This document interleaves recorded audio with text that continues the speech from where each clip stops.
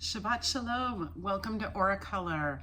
This important week, we actually read two Torah portions, Matos and Masei.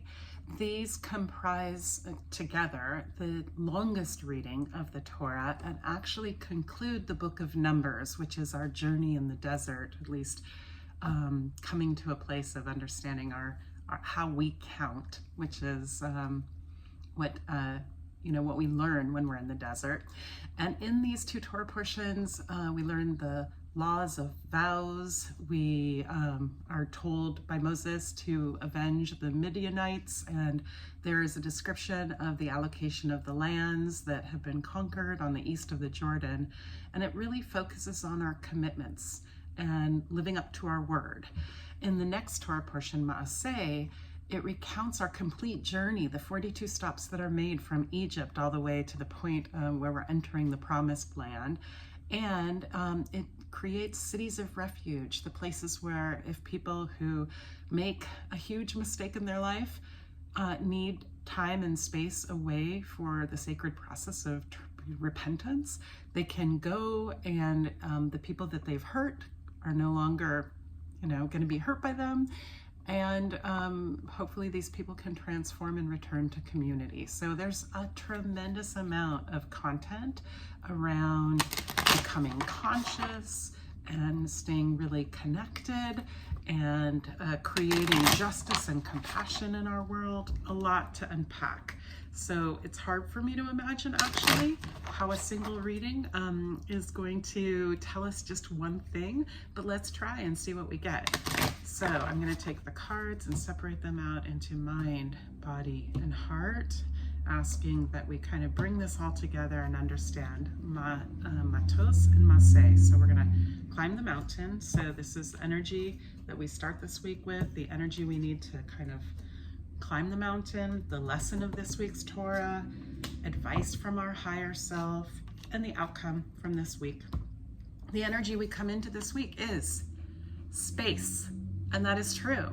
I mean, all these boundaries, like I mentioned, are defined. We know exactly who we are. We've created a pathway of arriving at our destination through the journey that we go on in space. The energy that we need in order to receive the lesson of this week's Torah is humility. Oh, that's on my face. So we have to realize that we are not separate from God. We are servants. We are in service of a higher power. And in order to be in service, we have to maintain that conscious awareness and look for the opportunities. So take time this week looking for those opportunities for how you can be part of the world and serve.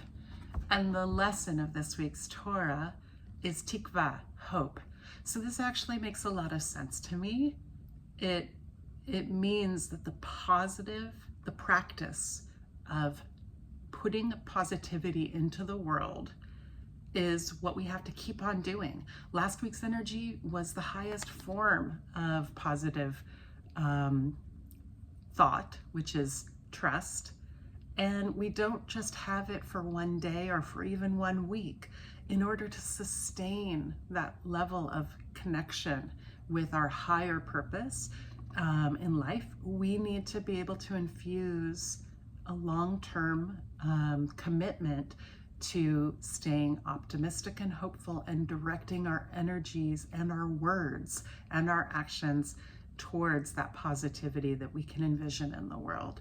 So in this journey, the recounting of the journey, getting a kind of a perspective from afar, seeing the big picture, like the big sky, allows for the people to understand where they're heading, and having the cities of refuge where they can take time apart to reflect helps them to return to this place of being hopeful that they too, if they falter, can get back on track and be in service. So how to do this practice of hope is by making sure we don't do it alone. So look at the picture. You see there isn't just one set of footprints, there's multiple. You are not alone in the journey of mastering a positive mindset. Make sure that you find all the resources and tools and supports that you need in order to maintain the level of hope in your life that you are hoping to attain. The coolest thing about what I'm seeing right here is these are absolute opposites. So putting energy towards being resilient and achieving the goals in life that you want will ultimately help you sustain the hope of achieving those goals. So get your resources in order so that you can keep yourself on a hopeful track. And ultimately, the outcome of this week's Torah is compassion, is chesed, which is true. When we allow ourselves the opportunities to continually become and be in service and grow, it is loving of ourselves as well as loving of others and knowing that they have all the potential in this world too. Shabbat Shalom.